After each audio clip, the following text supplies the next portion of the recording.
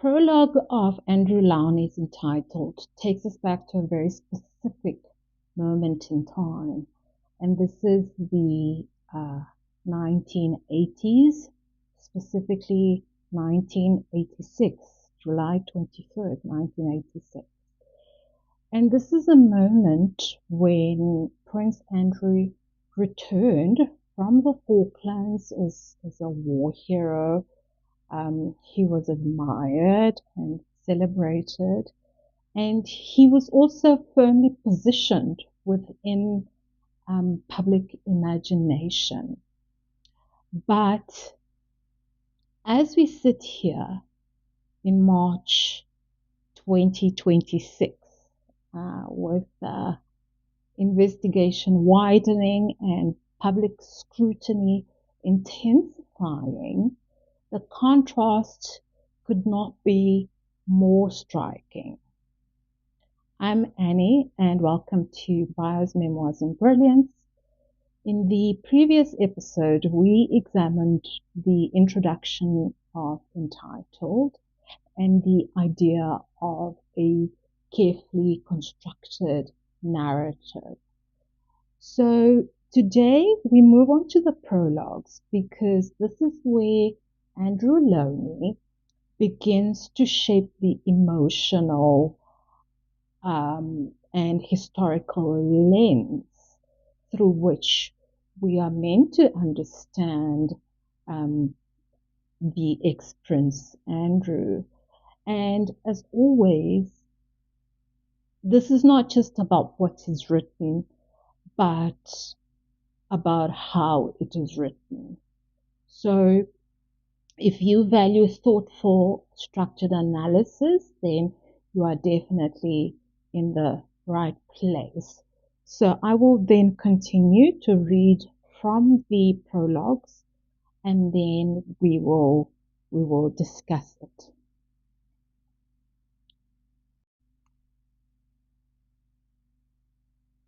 The father of the groom and mother of the bride, lovers 20 years earlier, sat in the third carriage, waving to the crowds.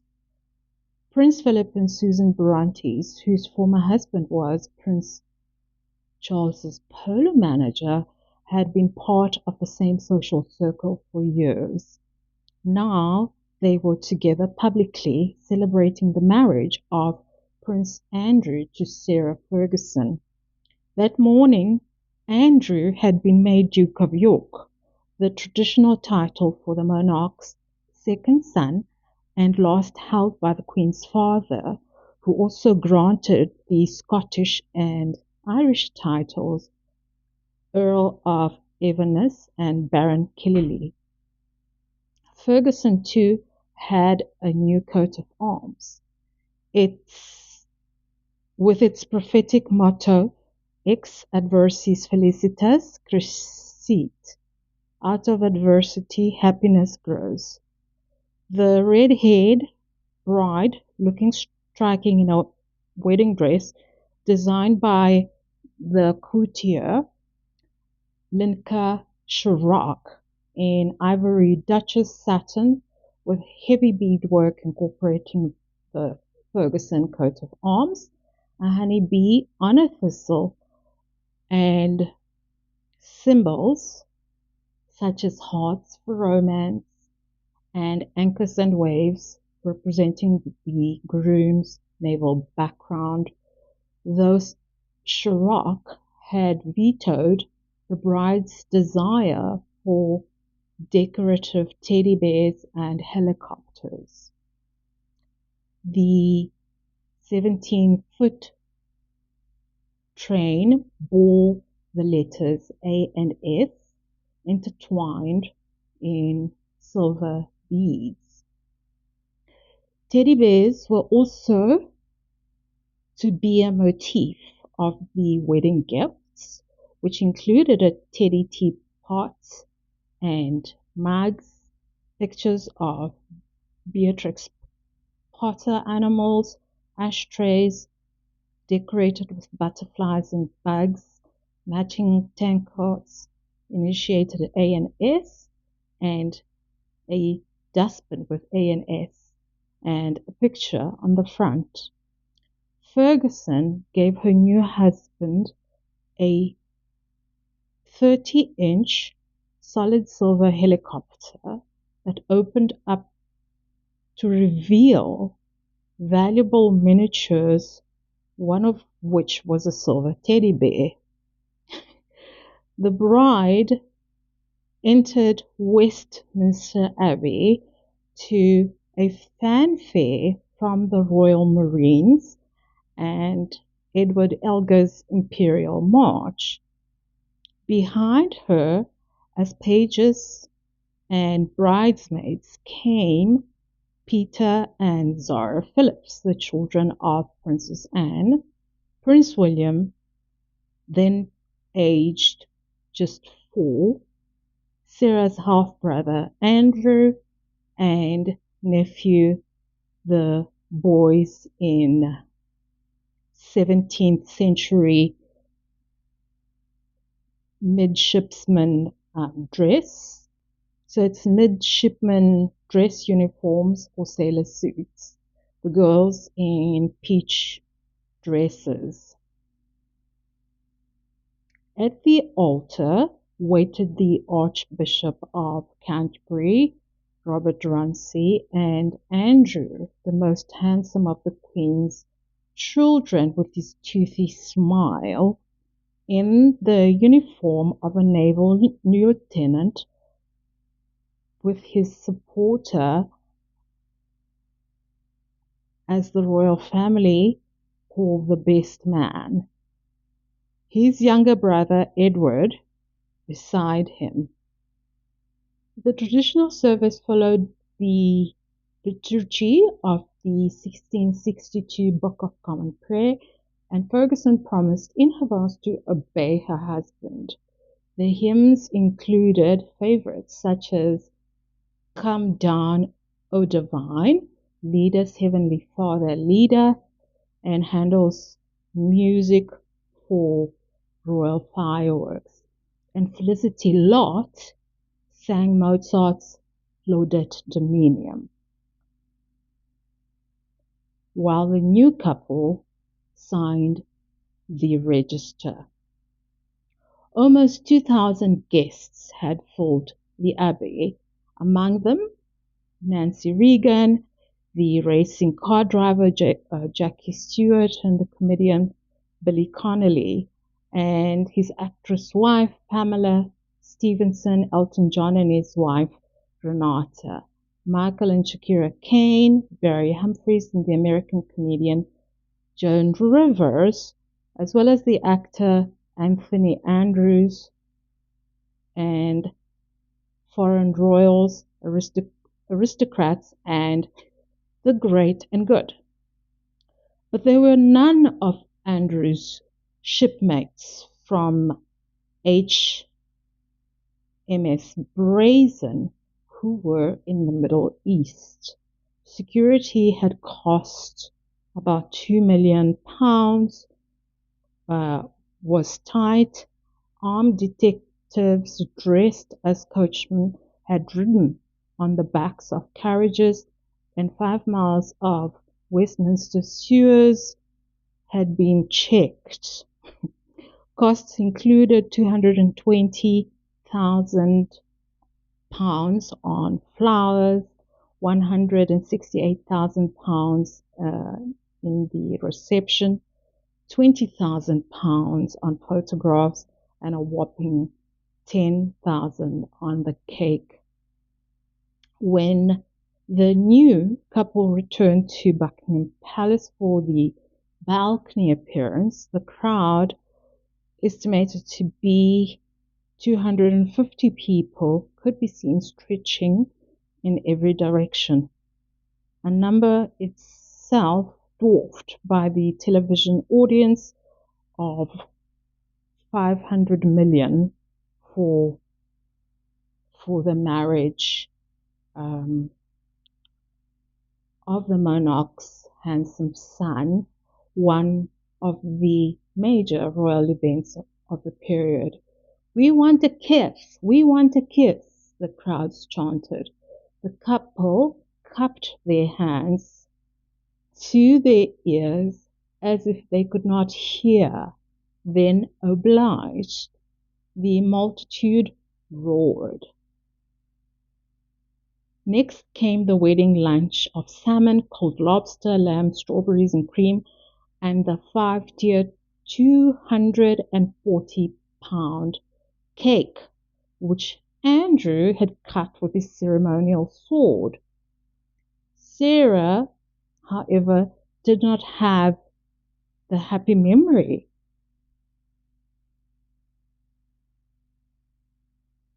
of the meal, an earlier indication that royal protocol was not for her. Here we have a direct quotation from Sarah, which says, "It was lavish, proper, and dull, that lunch. At one point we raised the glass, yet no one made a toast. For that was not traditional. It felt suddenly washed by regret. All the pomp had been fine, but I wanted to be a regular bride. I wanted Andrew's best man to get up and make a funny speech, and for someone else to say what a jolly good person I was, or how badly I had ridden my ponies."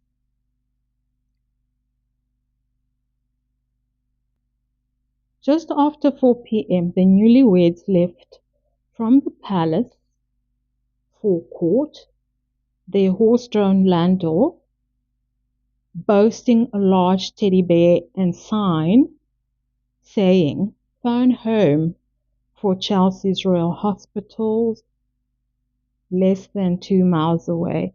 A helicopter to Heathrow, a flight to Azores, and their honeymoon on board the royal yacht Britannia." The young girl had her prince. The fairy tale had become true. And this is where the prologue ends. So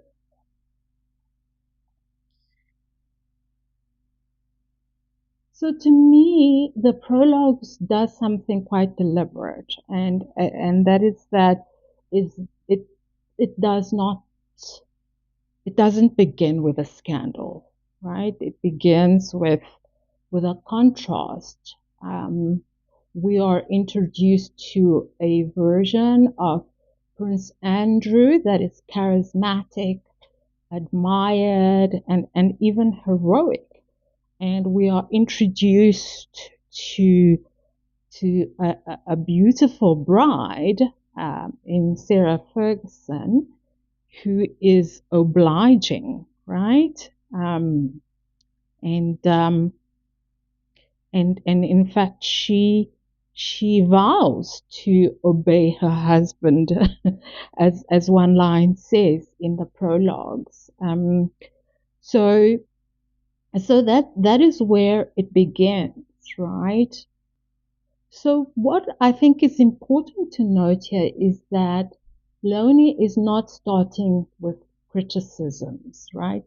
He is starting with the elevation, right? So there's the roaring crowd and this beautiful bride, right? And this prince who had returned home as a war hero, and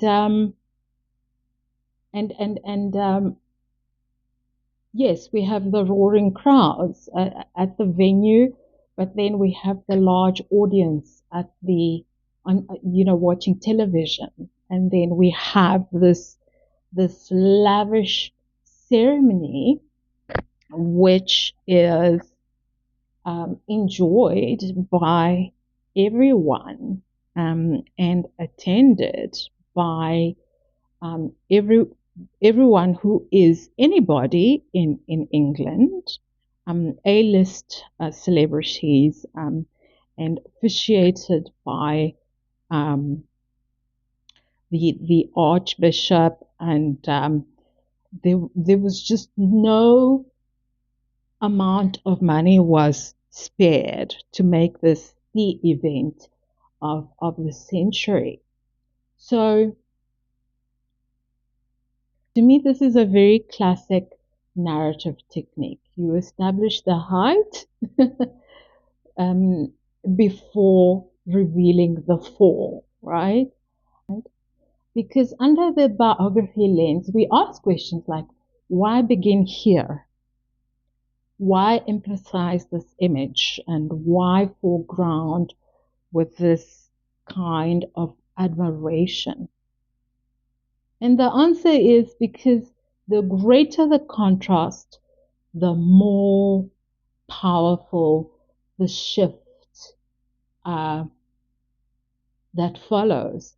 And this is where contrast becomes difficult to ignore, right? In 1986, because we are looking at a figure that has returned from conflict, and this is the big day of his wedding to Sarah Ferguson, and everyone is celebrating this and embracing this very public event. But then when you shift to 2026, we are looking at a figure that is very much under renewed scrutiny, isn't it? And this is something that is still unfolding. And as you continue to read the prologue, you will notice that almost immediately that image begins to change, right? We've read, for example, about the imagery of the war hero, but then by the same token, we read about how none of his shipmates attended the event. And you question, why is that? Since he was so wonderful, surely they would come in droves. But then also, this is on Andrew's side. And when it comes to Fergie, on one moment we have this perfect image uh, of, of, of a lady marrying her prince. But then by the same token, we have indications that royal protocol might not be necessarily royal protocol might not necessarily be for her, right? Because she was very quick to turn around and express dissatisfaction with the order of events and desire for a normal wedding, and that followed standard protocol, right? Because it says here in a direct quotation, I wanted Andrew's best man to get up and make a funny speech, and for someone else to say what a jolly good person I was, right? And also, she says that the wedding was lavish and it was proper but very dull, right? And there was no toast. She bemoaned an entire litany of issues. Lownie then also introduces the idea of a fairy tale, right? The idea of a fairy tale in in Fergie's mind and in public perception, right? Which is a very powerful image because fairy tales often promises something very specific, right? A neat and emotionally satisfying story where everything makes sense and it ends well, almost, Cinderella-like. Um, but real life doesn't quite follow that structure, right?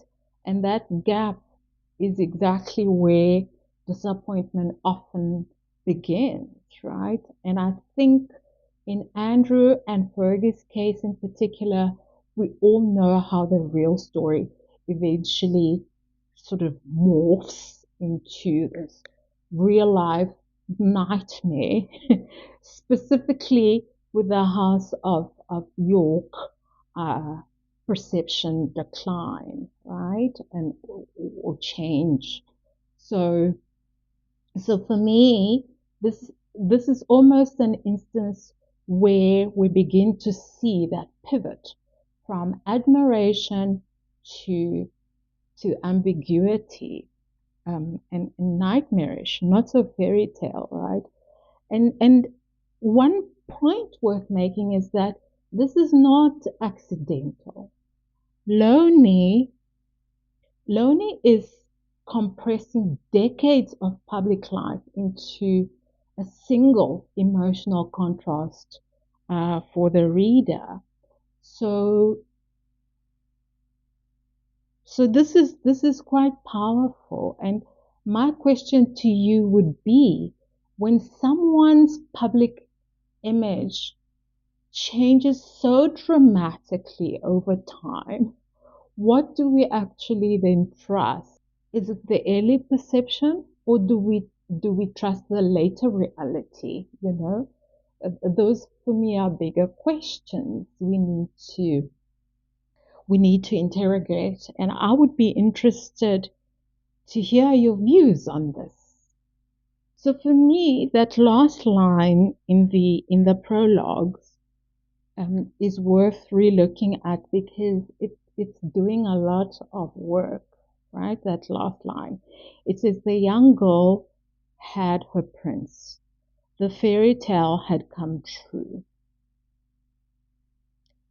What this does is it takes a very specific story and then turns it into something universal, right? And this is how, to my mind, biography becomes narrative storytelling, because it shifts from individual case to those all too familiar archetypes, right? And and those tropes, right? So, and I'm curious to know, do you see this as a unique story, the Andrew and Sarah story? Or is it a familiar pattern that has been repeated in modern contexts? So to my mind, the prologue achieves three key functions. One is that it establishes contrast. So you have the hero versus the controversial figure, or, or heroine in Fergie's case, and controversial figure, and hero in Andrew's case versus controversial figure. And then the second function is the introduction of the narrative framing. So this is not just events, but it's about interpretation, right? So it's about how the reader then interprets it. And then the third function is that it sets very much an emotional tone, from admiration to the scrutiny that the couple, or the pair, uh, is subjected to in 2026.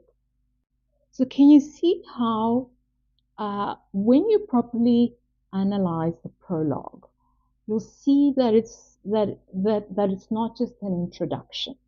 It's actually a positioning device. It tells us how to read the story, what to pay attention to, and perhaps even begin forming conclusions already, right? So what this particular prologue then gives us is not just a beginning, but it also gives us a point of comparison, right? Because in 1982 we have admiration, status, and public confidence in this couple, or the House of York, right? Or what was to become the House of York. But fast forward to 2026, we have scrutiny, questions, and a very different kind of attention in regards to the figures here. We have in fact a collapse of the House of York, right? And we have scrutiny, questions, and a very different kind of attention on these figures. And perhaps the most important question then is not what changed, but how the story was told along the way. So in the next episode, we are going to move beyond the prologues, and I want us to begin examining how this narrative unfolds in the early chapters of Prince Andrew's life. And I want to just say, if you're following the series, I'd encourage you to stay with it, because each section builds on the last. And if you haven't yet watched the introduction episode, I would advise you to do so now, because that provides more context for everything we are discussing here.